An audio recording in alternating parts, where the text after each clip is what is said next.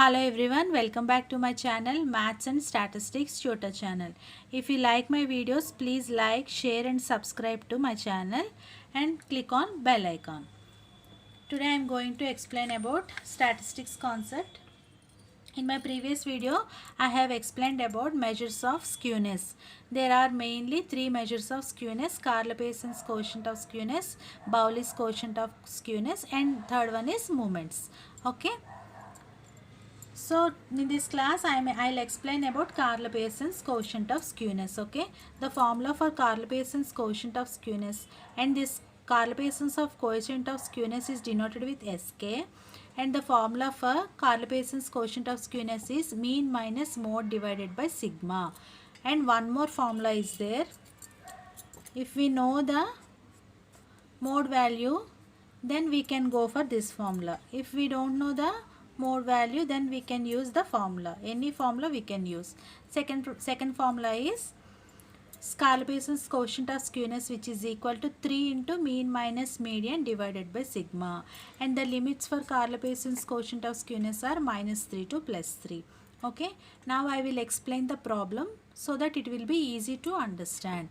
Here these are the class intervals: 50 to 60, 60 to 70, 70 to 80, like that.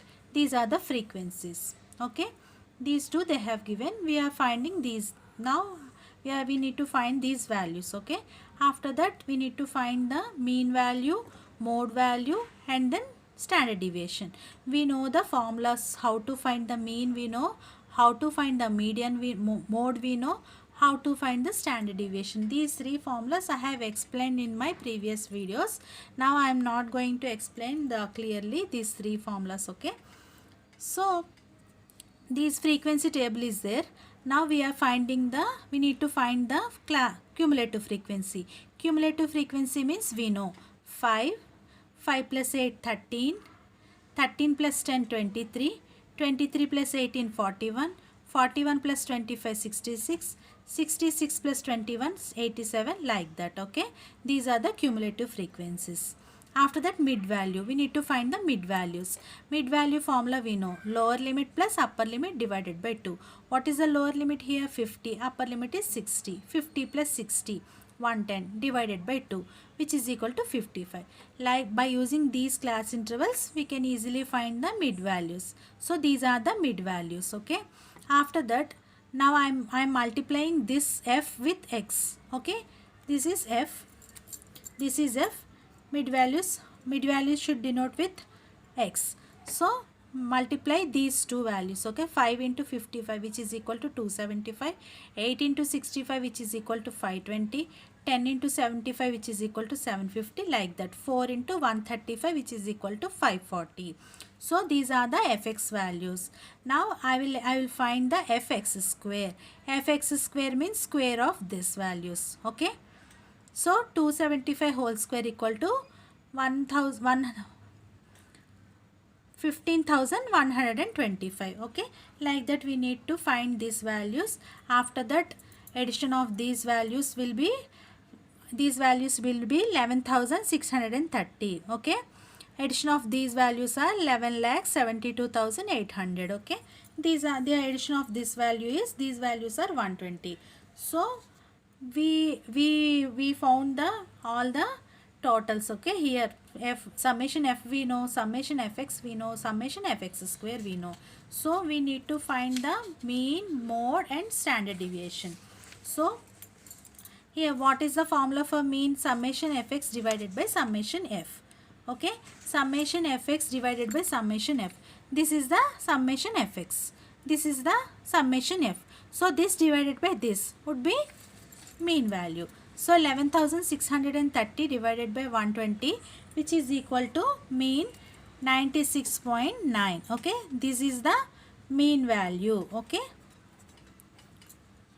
now this value we got it. Okay, this is the formula for Karl-Pearson's quotient of skewness.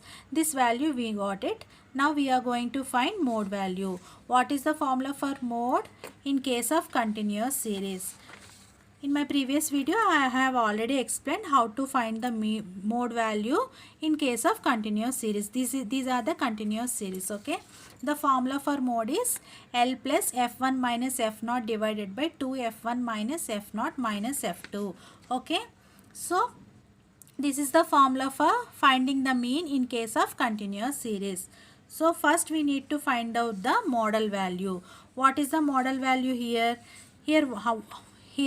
What is the highest frequency? 25 is the highest frequency. So, this is the modal value. Simply we are taking only highest mode value, highest frequency, that is the our model class, okay. So this is the F1 value, this is F0 and this is F2, this is class frequency 90. So L equal to 90 plus F1 minus F0 divided by 2F1 minus F0 minus F2. So I have substituted all the values, okay. Here 90 plus 25 minus 18 equal to 7. Here 10 is there, that's why I have written 70. 25 into 2, 50 minus 18 minus 21. So 50 minus 39, which is equal to 11. 70 divided by 11 equal to 6.36. 90 plus 6.36 is 96.36. Okay. Here I have written 90 plus 7 divided by 11 into 10. 90 plus 70 by 11, which is equal to 90 plus 6.36. So answer of mode is 96.36. So we got mean value, mode value. Mean is 96.9 and mode is 96.36. Now we need to find the standard deviation here, okay. The formula for standard deviation we know. In my previous video I have explained the standard deviation process, okay. How to find the standard deviation I have explained in my previous videos. This is the mean value, this is the mode value. So we need to find the standard deviation of x. For this, first we need to find out the variance of x. Variance of x, what is the formula for variance of x? Summation fx square divided by n minus summation fx by n whole square. So summation fx square divided by n. What is the value? 11,72,800. So I have substituted the values. After that n, what is the n value? N equal to 120, okay. So I have written 120. After that summation fx by n.